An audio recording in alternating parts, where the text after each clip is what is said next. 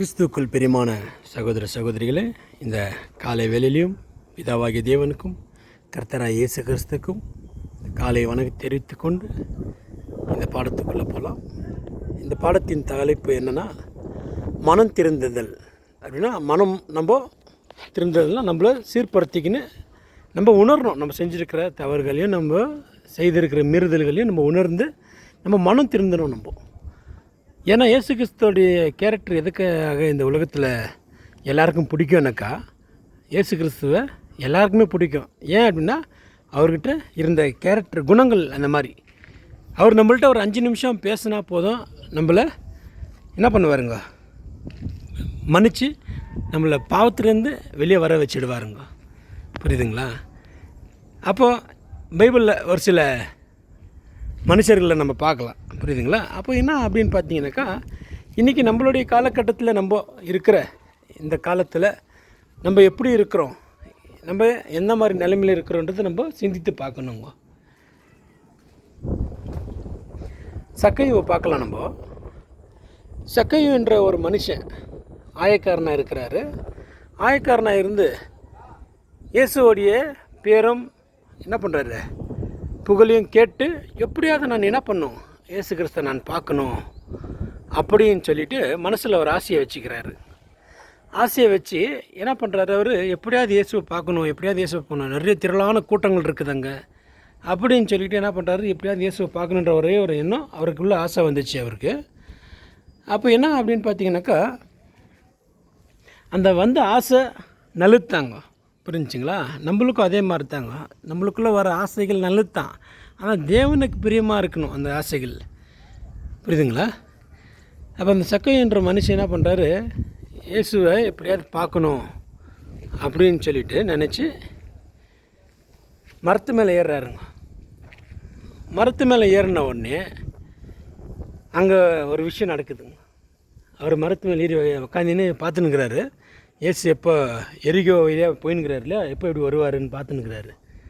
அந்த நேரத்தில் வந்து இயேசு கிறிஸ்து அந்த இடத்துல வந்துட்டு, சக்கையோ இறங்கி வா அப்படின்றாரு. அப்போ என்னன்னாக்கா, நடக்கிற விஷயம் ட்விஸ்ட்டு நடக்குது. சக்கையும் வந்து இயேசுவை பார்க்கணுன்னு ஆசைப்பட்டு மரத்து மேலே இருந்தார். அவர் தலை கீழே குஞ்சிருந்தார். மரத்து மேலேருந்து தலையை கீழே குஞ்சிருந்தார். இயேசு வந்து அனாந்து பார்த்து, நீ இறங்கி வா, இன்றைக்கி நான் உன் வீட்டில் தங்குறேன் அப்படின்னு சொல்லிட்டாரு.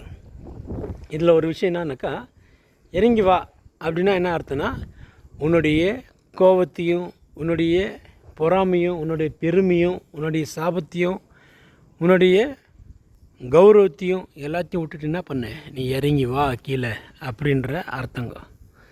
அவரும் மரத்துலேருந்து இறங்கி வந்தார். இறங்கி வந்து உடனே என்ன பண்ணுறாரு, இன்றைக்கி உங்கள் வீட்டுக்கு போகலாம் அப்படின்னு சொல்லிட்டு போனாங்க இல்லையா. இது ஃபஸ்ட்டு பாட்டுங்க. இது ஃபஸ்ட் பாட்டுனா, இயேசு வந்து என்ன பண்ணுறாரு, அழைப்பு கொடுத்துட்டார். எல்லோரும் வரலாம், எல்லோரும் கிறிஸ்துவ ஏற்றுக்குன்னு கிறிஸ்தவங்களாம் மாறி கிறிஸ்தவங்களாம் வரலாம். புரியுதுங்களா? அதுக்கப்புறம் இருக்கிற கதைகள் தான் ரொம்ப முக்கியமாக இருக்குதுங்க. இயேசு வான்னு சொல்லிட்டாரு, அவரும் இறங்கி வந்துட்டார். இப்போ என்ன பண்ணுறாருன்னா, ஆண்டவரை இயேசு கிறிஸ்து கொஞ்சம் டைம் கொடுக்குறாரு நம்மளுக்கு. புரியுதுங்களா? அப்படியே நடந்துன்னு போயினே இருக்கிறாங்க 2 பேரும். நடந்து போக அப்படியே அந்த கொஞ்ச நேரத்தில் என்ன ஆகுதுனாக்கா, அவர் மனம் திருந்துறாரு. வேதனைப்படுறாரு, நான் செஞ்ச இந்த தப்பு, நிறைய என்ன பண்ணியிருக்கிறேன், நிறைய அநியாயமாக நான் நிறைய வரி வசூலிச்சிருக்கிறேன் அப்படின்னு சொல்லிட்டு அவர் மனம் திருந்துறாரு. அது வரைக்கும் இயேசுக்கு எதுவுமே பேசலை. 2 பேரும் நடந்து போயினே இருக்கிறாங்க. போயின்னு இருக்கும்போது நிறைய விஷயங்கள் நடக்குது. சென்ட்ரல் ஜனங்கள்லாம் பேசுகிறாங்க, இவன் பாவியான மனுஷனாச்சு, ஆயக்காரனாச்சு, இவன் வீட்டுக்கு இந்த மாதிரி பரிசுத்தமான இயேசு கிறிஸ்து போகிறாரு, இவர் எப்படி இந்த பாவிங்க வழிக்கெல்லாம் இவன் போகலாம் அப்படின்னு பேசுகிறாங்க. இது இயேசுவும் கேட்குறாரு, அவரும் கேட்குறாரு. 2 பேரும் அப்படியே போகிறாங்க. கொஞ்சம் நேரத்தில் என்ன பண்ணுறாரு, அப்படியே மனம் திருந்திட்டு சொல்கிறாரு. அவரே சொல்கிறாரு, ஆண்டவரே, நான் யார்கிட்டையாவது அநியாயமாக நான் காசு வட்டிக்கு வாங்கியிருந்தா அவங்களுக்கு என்ன பண்ணுறேன், 4 மடங்காக திருப்பி கொடுத்துட்றேன் அப்படின்றாரு. அப்பயும் இயேசு எதுவும் பேசலை. அப்படியே முன்னாடி நடந்து போயினே இருக்கிறாங்க. இப்போ மறுபடியும் என்ன பண்ணுறாரு, என் சொத்தில் பாதி நான் என்ன பண்ணுறேன், இந்த ஜனங்களுக்கு ஏழை எளியர்களுக்கு நான் எழுதி கொடுத்துட்றேன் அப்படின்றாரு. அப்போ என்ன அப்படின்னா, இயேசு வான்னு சொல்லிட்டாரு. வந்தாச்சு. புரியுதுங்களா? நம்ம இதுக்கப்புறம் நம்மளுடைய சான்ஸ் என்ன, நீங்கள் என்ன பண்ணுறீங்க, உங்களுடைய திறமை என்ன, உங்களுடைய முடிவு என்னான்றது நம்ம வாயிலேருந்து பேச வைக்கிறாருங்க. சக்கை சொல்கிறாரு, நான் பாவியான மனுஷன், நான் என்ன பண்ணுறேன், நிறைய பேருக்கு ஏமாற்றி மோசம் பண்ணி வட்டிக்கு வாங்கியிருந்தேன், அதை நான் 4 மடங்காக கொடுத்துட்றேன் அப்படின்னு சொல்கிறாரு. அதே மாதிரி கொடுத்துட்றாரு. அதே மாதிரி ஜனங்களுக்கு பாதி சொத்தை எழுதி கொடுத்துட்றாரு.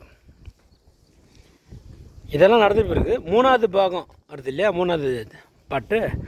அந்த பாட்டில் தான் இயேசு கிறிஸ்து என்ன சொல்கிறாரு, இந்த வீட்டுக்கு ரட்சிப்பு வந்துச்சு, நீ யாராயிட்ட, அபிரகாமுடைய சங்கதியாக மாறிட்ட அப்படின்றாருங்க. அப்போ என்ன அப்படின்னு பார்த்தீங்கன்னாக்கா, பிரியமான சகோதர சகோதரிகளே, இன்றைக்கி நம்மளுடைய வாழ்க்கையில் அதே தாங்க. புரியுதுங்களா? இன்றைக்கி நம்மளுடைய வாழ்க்கையில் தேவன் நம்மளை அழைச்சிட்டார், நம்மளை பரிசுத்தமாக நீங்கள் இருங்கன்னு சொல்லிட்டு அழைச்சிட்டார். நம்ம பரிசுத்தமாக ஆகிறதுக்காக நம்ம வந்துட்டோம். பரலோக அழிப்பு தரேன்னு சொல்லிட்டார். நம்ம என்ன பண்ணுறோம், அவர் சொல்லியாச்சு. நம்ம என்ன பண்ணுறோம், நம்ம மாறுறோமா, நம்ம வாழ்க்கை மாறுதா, நம்ம சிந்தனைகள் மாறுதா, நம்ம செயல்கள் மாறுதா, நம்ம உள்ளம் மாறுதா? புரியுதுங்களா? இதெல்லாம் மாறிச்சுனாக்கா அப்போ நம்ம தீர்மானம் எடுத்துகிட்டு நம்ம இப்படி தான் வாழணும்னு சொல்லிட்டு பிறகு தேவன் என்ன பண்ணுறாருங்க, அவருடைய வாசல் கதவை நம்மளுக்கு திறந்து கொடுக்கறத நம்ம பார்க்குறோம். புரியுதுங்களா? இப்போ நம்மளுக்கு வாசல் கதவு திறந்த உடனே நம்ம எல்லாம் என்ன ஆயிடுறோம், அபிரகாமுடைய சங்கதியாக மாறிடுறோம். வானத்து அளவுக்கு நம்மளுடைய சிந்தனைகள் செயல்கள் மேலானதை நோக்கி இருங்க நீங்கள் அப்படின்றாருங்க. அப்போ நம்மளுடைய எண்ணங்கள் சிந்தனைகள் எப்படி இருக்கணும்னாக்கா மேலானதை நோக்கி இருக்கணும். நம்ம இந்த உலகத்துக்குரிய மனுஷர்கள் அல்ல, நம்ம பரலோகத்துக்குரிய மனிதர்கள். நம்ம பரலோகத்தின் சிந்தனையில் நம்ம என்ன பண்ணாங்க, வாழணும்.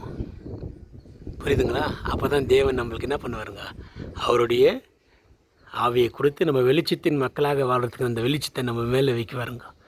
நீதியின் சூரியன் ஒவ்வொரு நாளும் நம்ம மேலே உதிக்கும். நம்ம அக்கினியாக இருப்போம். நம்மளுடைய பேச்சுகள், நம்ம சிந்தனைகள், செயல்கள்லாம் பரிசுத்தமாக இருக்கும். பரலோகத்தின் தேவனுடைய பிள்ளைகளாக நம்ம இருக்கவும் நம்புவோம். அதுக்காகத்தான் தேவன் நம்மளை அழைச்சிருக்கிறாருங்க. அந்த அழைப்பில் நம்ம நிலை கொண்டு இருந்தால் கண்டிப்பாக ஒரு நாள் நம்மளுக்கு நல்ல நாளாக மாறணும். இயேசு கிறிஸ்துவோடைய அடிச்சவரில் நடந்து அவருடைய வார்த்தைகளுக்கு செவி கொடுத்து அவர் சொன்னபடி நம்ம நடந்தாக்கா நம்ம தேவனுடைய பிள்ளைகளாக இருப்போங்க. புரியுதுங்களா? இங்கே பூமி, மலை, வானம். புரியுதுங்களா? அப்போ என்னன்னாக்கா தேவன் எல்லாமே நம்மளுக்கு கொடுத்துருக்கிறாரு. நம்ம எப்படி பயன்படுத்திக்கிறோன்றது தான் ரொம்ப முக்கியமாக இருக்குது. கர்த்தர் தாமே ஒவ்வொரையும் ஆசீர்வதிப்பாராக. ஆமீன்.